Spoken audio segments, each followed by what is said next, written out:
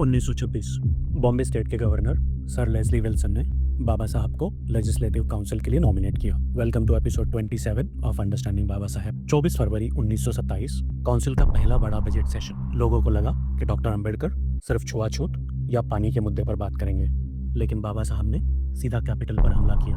उन्होंने कहा, सरकार गरीबों से नमक पर टैक्स लेती है, किसानों से लगान लेती है, पर जब बारी उन्हीं गरीबों की शिक्षा और सेहत पर आती है तो सरकारी तिजोरी खाली क्यों हो जाती है।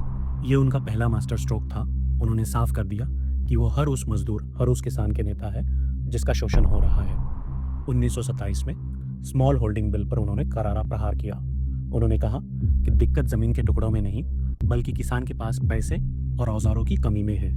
अगर छोटे किसानों से जमीन छीनी गई तो वो अपने ही खेत पर मजदूर बन जाएंगे और फायदा सिर्फ बड़े जमींदारों का होगा। उन्होंने कलेक्टिव फार्मिंग की बात की। चीन से 25 साल पहले जब ट्रेड डिस्प्यूट बिल्स के जरिए हड़ताल को गैर कानूनी बनाने की कोशिश हुई तो उन्होंने इसे एक प्रकार की गुलामी का दर्जा दिया।